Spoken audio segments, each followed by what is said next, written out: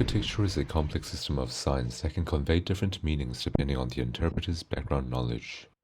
This is how architecture can communicate with specific audiences, and this is what we will explore today using the semiotics triadic system of the sign, object, and interpretant. We will focus on the Jewish Museum by Daniel Libeskind, a remarkable example of how a building can narrate a story through the interplay of its architectural elements of matter and void, light and darkness, shape and space. These elements evoke emotions and create the sense of a journey through the history of the Jewish people in Germany. Approaching the building, one may feel a sense of familiarity from the windows, due to its ordinary and traditional appearance as a rectangular shape with wooden frame and grids. The sensation of familiarity is due to the quality of the window and can therefore be considered a Riem icon quasi-sign. The secondness of perceiving the window would merely be the understanding of its purpose to let light through into the inner spaces and perhaps reveal the interior to the exterior. We do not think further, as these are just models of the ordinary window type designed for its function and can therefore be classified as an argument index legisign.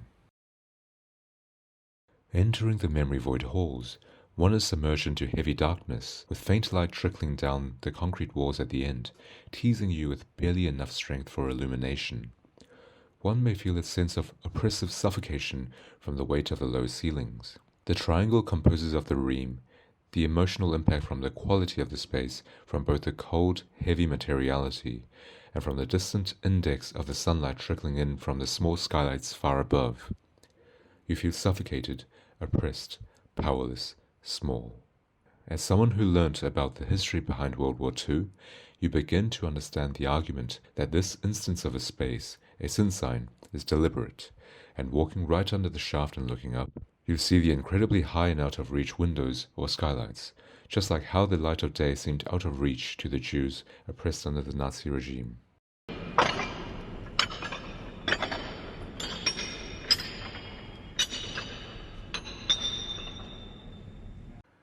Similarly, the slit windows themselves may not be the first sign that the interpreter perceives, but rather its index due to its distinct quality, the harsh shards of light cast irregularly over the walls, ceiling, and ground. This harsh sensation can be understood as a Riem index quasi-sign. Proceeding through the exhibition, the interpreter may reach the logical conclusion that the irregular slit form of the windows are allegorical to the scars of the Jewish community in Germany, or the voids left behind by them. Regardless of which interpretation is taken, this unique, unfamiliar form is a jarring sin sign, and its allegorical meanings that are only understood by those who understand the history will classify it as an argument symbol sin sign. It is interesting to note that this allegorical interpretation is equally perceivable at night, when it becomes a dark void when viewed from the inside and a glowing scar when viewed from the outside.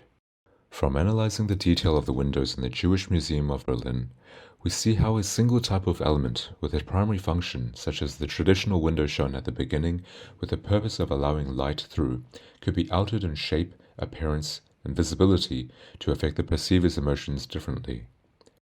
It was interesting to note that the full effect of the allegorical connotations at the symbolic level would not be unlocked unless the perceiver understood the background context, equipped with the knowledge to analyze what these emotive experiences were aiming to express.